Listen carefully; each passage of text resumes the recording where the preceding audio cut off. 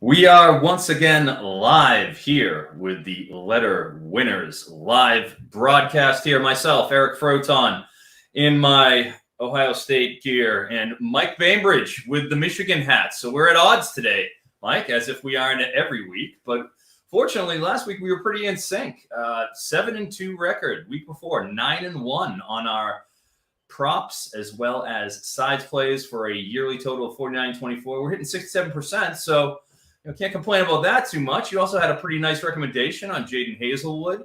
He scored 3 touchdowns last week. Big props to you. So we're trying to hold up our own on our end, of course. How's everything going for you today, Michael? Been going a lot better if Ontario Drummond would have hit that 67 over last week.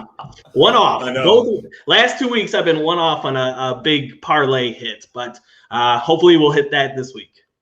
Yeah, especially where we were 2 yards away from hitting, we ended up at 66. We needed 68.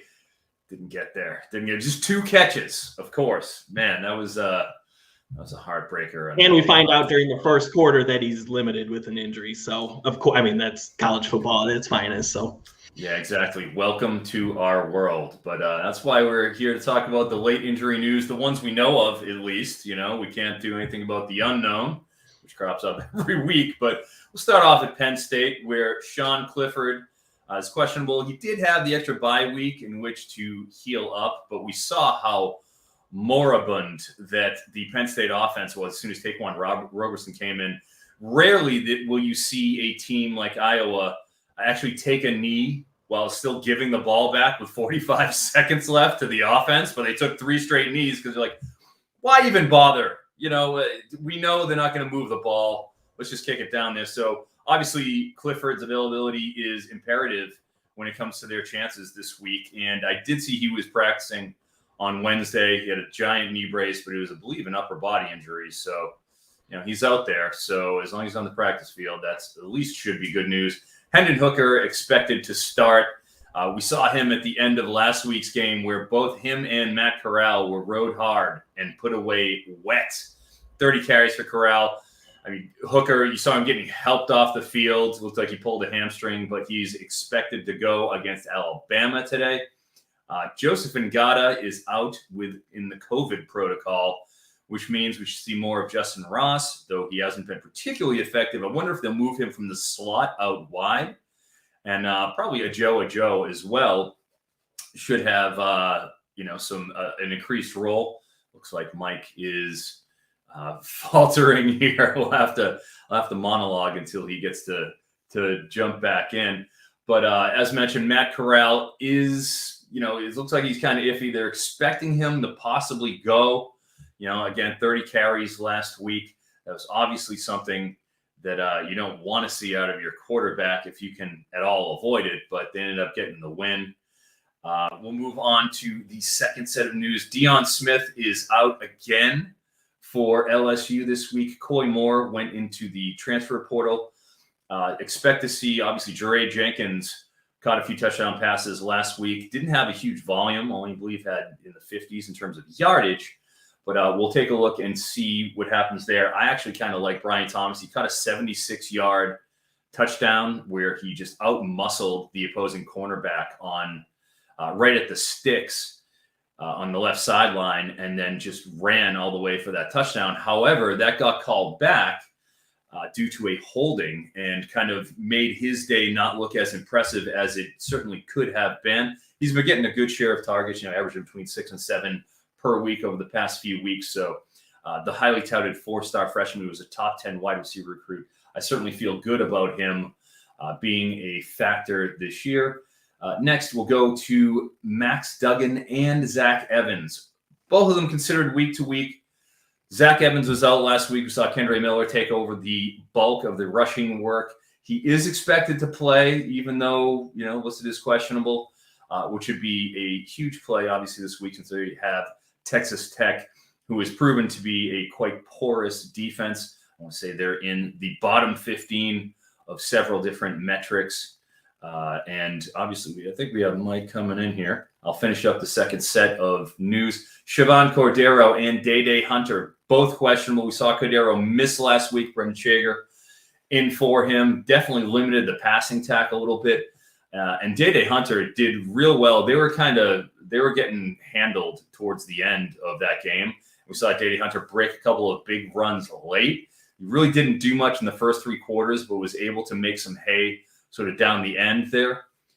So that's definitely something you want to be aware of, since they're running the go-go offense with that 2-back set, one being Calvin Turner, the other being Day Hunter. Mike, do you have any opinions on the second set of information there of late injury news? If you picked any of that up, it's on the show sheet. lost my feed there for a second. Yeah, I mean, Cordeiro is going to play, I believe. So,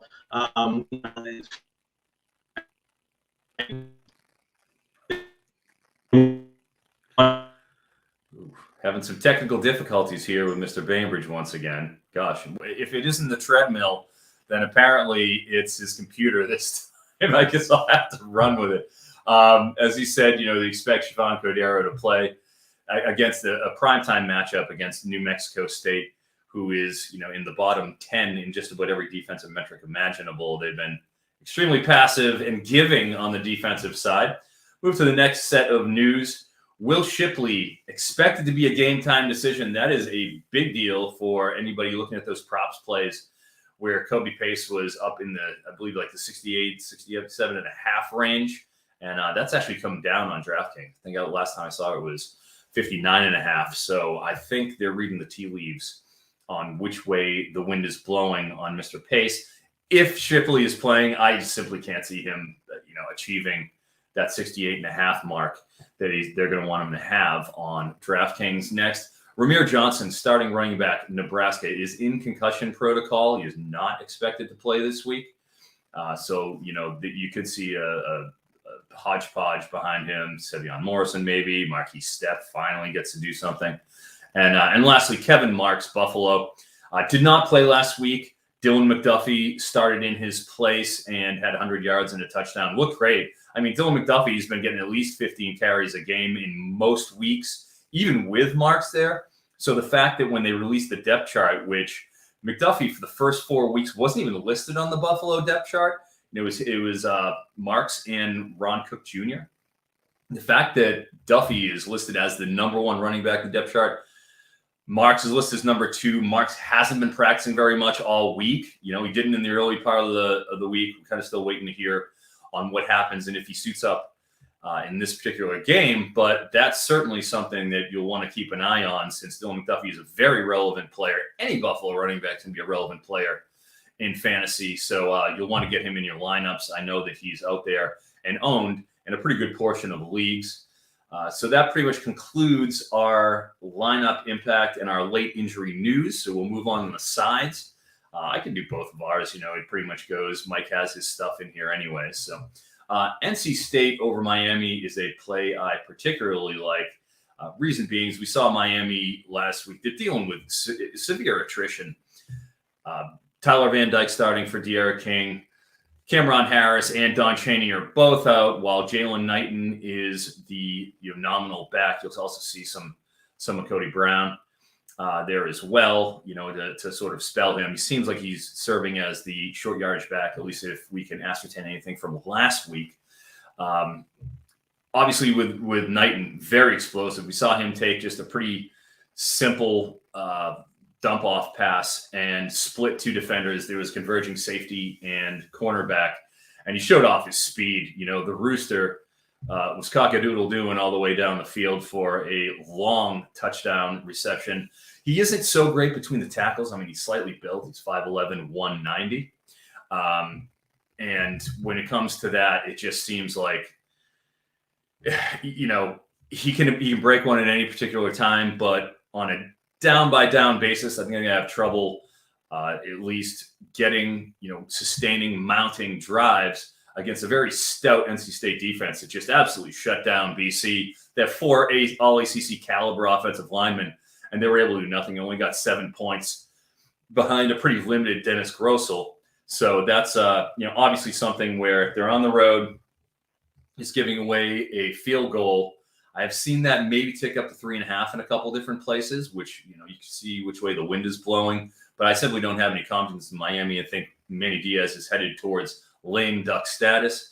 Other game I really like is San Diego State over Air Force. And the reason why is what Air Force likes to do is pretty simple. It's tried and true for years and years, is they want to run the option and suck you in, get 8 men in the box, and then take advantage of those one-on-one matchups on the outside. And the problem is, while they've been doing really well in terms of their explosiveness, I want to believe they're ranked 3rd in the country in terms of passing explosiveness. They're only completing 47% of their passes, which is, on the far lower scale, bottom 20 overall. So their efficiency has not really been there in the passing game as much as we'd like to see. That's a problem because San Diego State, in addition to snuffing out any sort of running, they're 30% stuff rate, top 5 in rushing explosiveness, rushing marginal efficiency, success rate.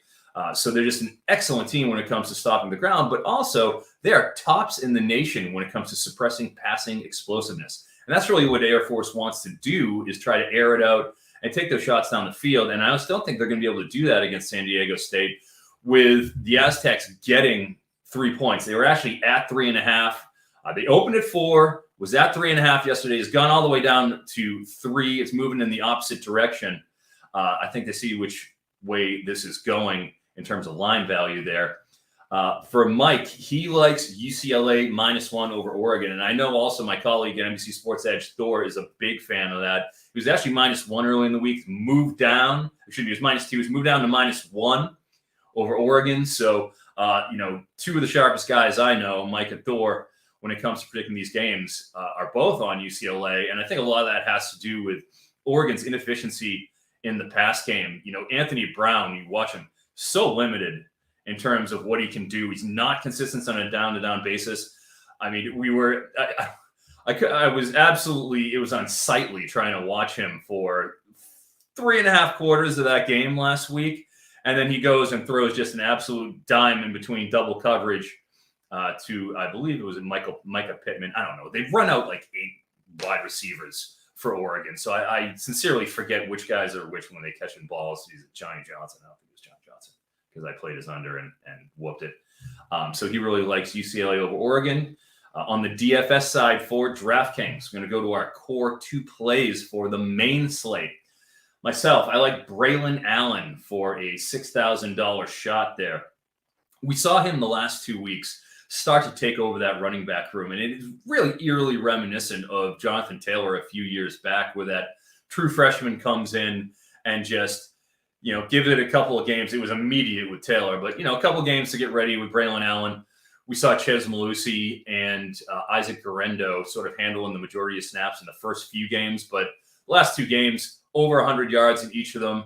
Touchdown last game looked really good. They both split snaps right down the middle, 16 each between him and Malusi. But Malusi was only at the 66-yard mark, and Braelon Allen certainly looked more explosive, just looked like the better back. Malusi's a retread who's just kind of holding his spot before he kind of got back into the mix. Next, Bryce Williams, Minnesota. Well, a lot of speculation. It's going to be Kai Thomas. It's going to be Marquise Irving. Turns out it's Bryce Williams who ended up getting the bulk, went over 100 yards, had a touchdown, I believe 17 carries. He's only at $5,400, which is a pretty darn reasonable investment in this slate on the main play. So I really like him and his value. Mike is going for Caleb Williams. Why not? Who can argue with that? Against Kansas, everything lining up there. Chances are they're probably not going to want to have him, they're going to want to get Williams as many reps as they can because he's still coming along as a true freshman. He looked great, obviously, last week, 5 touchdowns. It just looked incredible. Could have had 6, frankly, if Austin Stogner didn't drop one that was right in his midst that Caleb Williams threaded the needle on a nice rollout. But, c'est la vie, that's just how it is what it is. And Mike also liked both Michigan running backs, be it Blake Corum, as well as Hassan Haskins. As you might imagine from a Michigan boy, wearing the Michigan hat, he is partial to his Wolverines, and that makes a lot of sense, obviously, against Northwestern that has gotten blown out in a couple of games against better competition. They've done well in terms of playing the lower rung of the Big Ten, but when they've handled the big boys, it's been bad news for them. We're going to move on to the bargain bin slate of the mains. I like Skylar Thompson a lot. He was in the 5,500 range last week. They only bumped him up to 6,000. He's got 3 touchdowns in each of the past 2 games since he came back from injury. Steady hand, senior leadership, playing Texas Tech, one of the worst defenses, as we kind of alluded to previously when it came down to the Max Duggan thing. Well, that was actually last week when Max Duggan played it.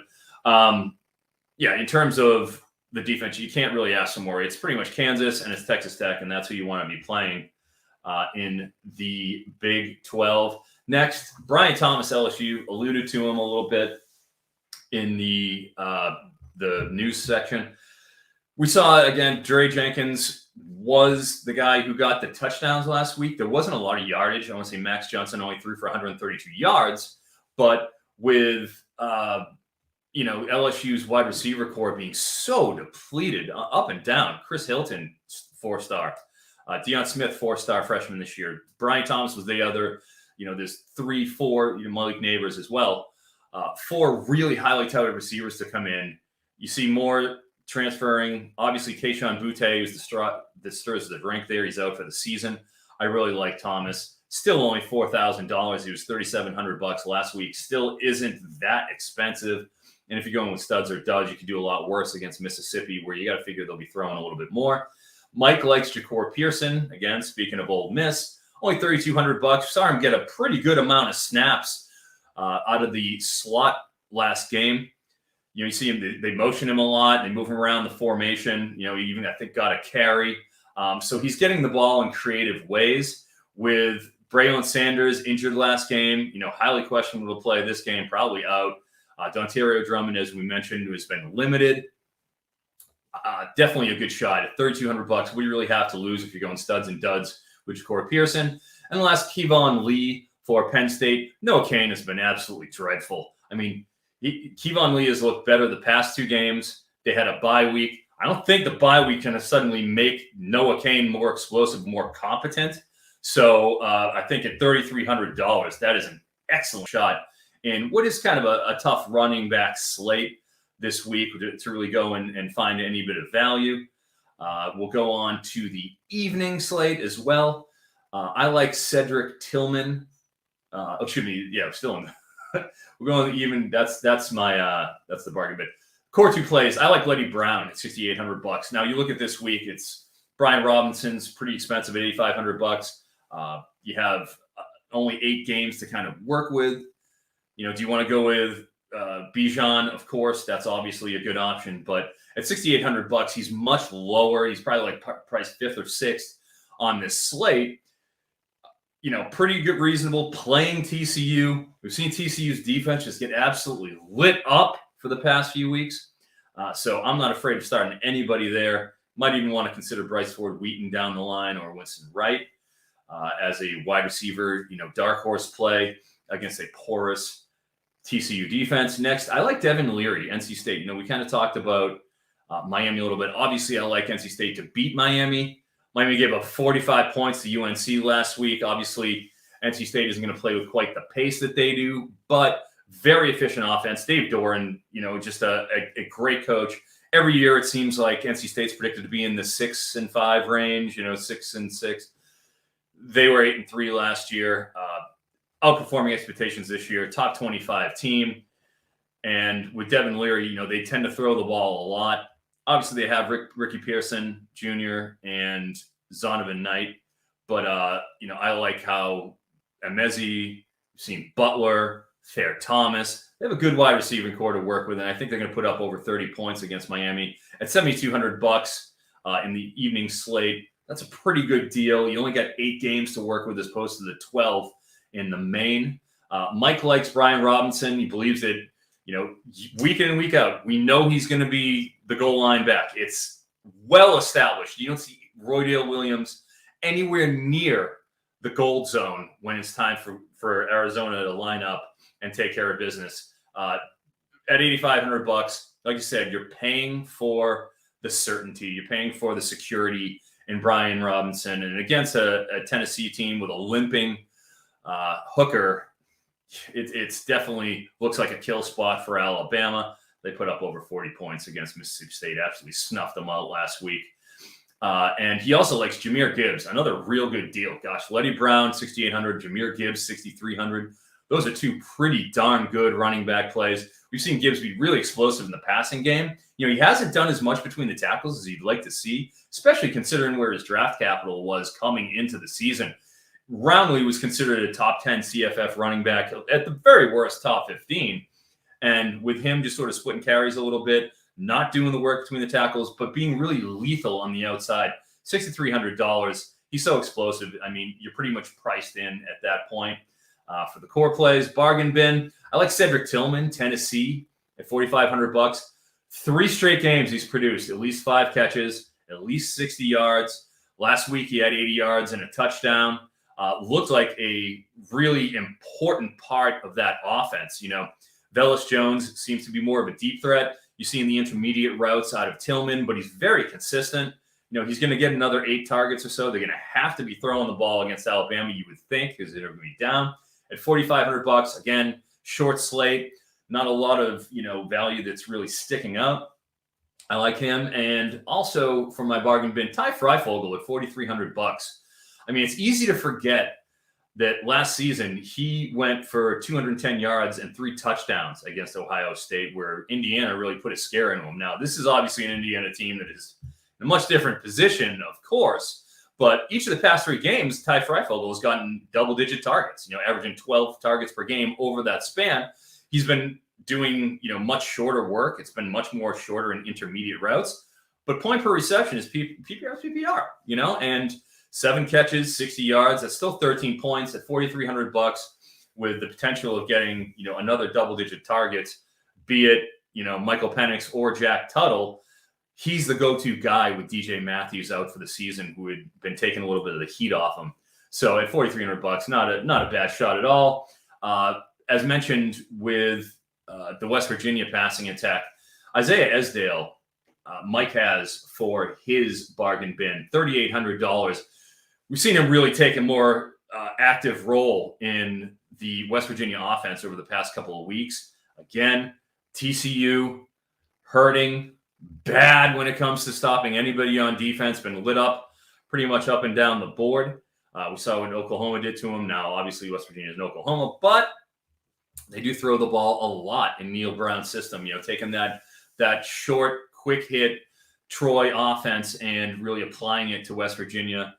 It's going to be Leddie Brown, and it's going to be obviously Jared Dagey throwing for 270 to 300 yards on a lot of receptions. So that's a pretty darn good deal at $3,800.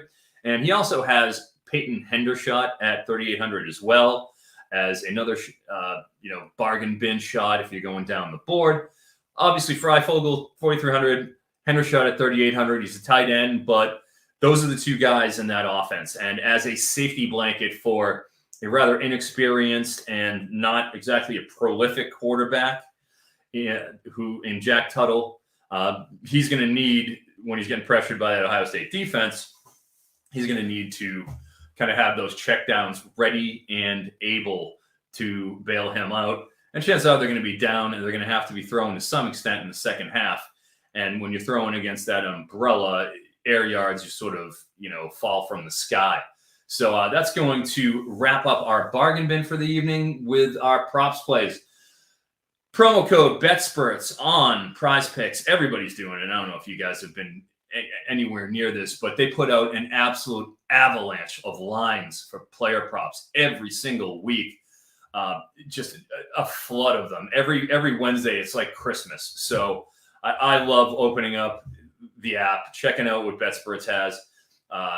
What Prize Picks has. You can put in the promo code BetSpurts, get $100 bonus for any time you sign up. Now, for my favorite plays, I like Jacavius Marks under 41.5 rushing yards. He's been in teens to single digits each of the past 4 weeks. He's only cleared it once in the past 6 weeks, Jacavius Marks, and he's trending in the wrong direction with Dylan Johnson getting more and more reps. It seems like they've just been sort of the running backs haven't, at least Marks hasn't been used between the tackles hardly at all. He's been the passing back, and while for fantasy purposes, yeah, that's fine if he's going to catch 7 passes.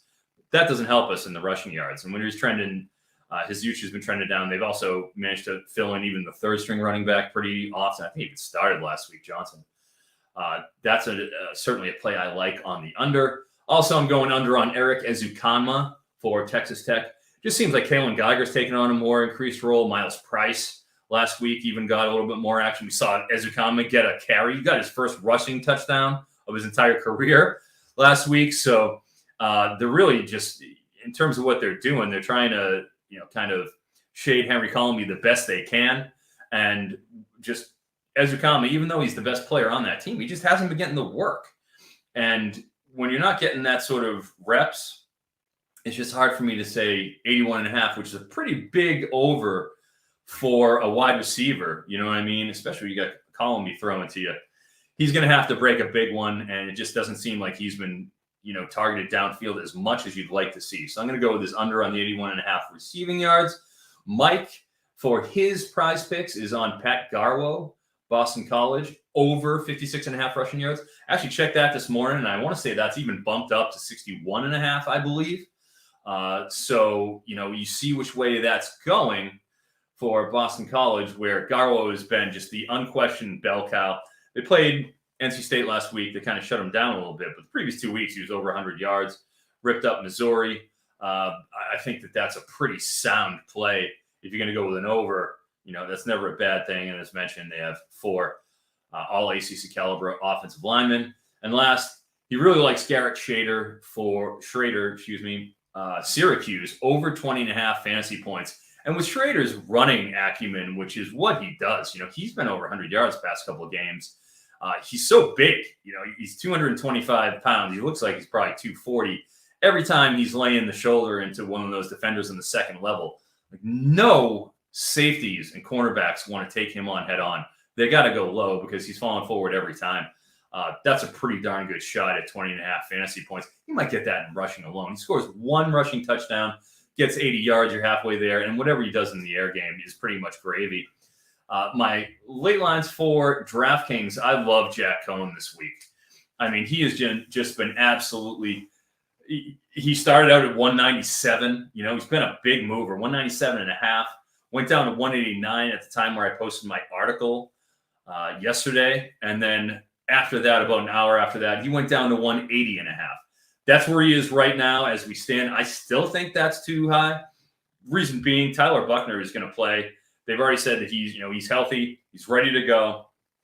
He's the 5-star freshman phenom QB. Came in relief of Cohn against Virginia Tech last week and looked great. Led them to a 3-point victory against a good quality defense. I just think that it's going to be hard for them to keep Buckner off the field. And this is really kind of a seniority play where they don't want to actually give the keys away to Buckner right away. Still kind of keep that seniority in place with the Wisconsin transfer with Cohn. But, I mean, I just can't really see him being that. They already said, Brian Kelly has said in no uncertain terms, Tyler Buckner's playing. Okay, they're going to work him through. Bad news for me when I hear work him through and you have a more talented quarterback than Cohn. He's probably going to ride the hot hand. I just can't see Cohn getting over 180.5. Also, he's at 1.5 on the touchdown mark. So I don't see him reaching 2 touchdowns passing at the very least. 1.5, playing that under on DraftKings. I like that as a combination play. I play both of them. And lastly, Chez Mellusi, Wisconsin, 66.5 rushing yards. Braelon Allen, as we discussed, I really like him on the DFS side, has really taken hold of that running back. I just think it's a matter of time before that timeshare kind of starts sliding in his favor. Mellusi hasn't hit 66 yards in 3 of the last 4 games. So you really see which way the wind is blowing. So I'm going to go with Mellusi's under 66.5. When you see, it's the same principle here. When you see that highly touted star freshman who's taken the room over, if they really have to lean on somebody, they're going to lean on Braelon Allen. So that is going to do it for our show. For my absentee host who is having technical difficulties, my friend Mike Bainbridge of the CFF site. Check out the CFF site and the Discord. I am Eric Froton with NBC Sports Edge. Thank you very much for letter winners. You've given us a tune in.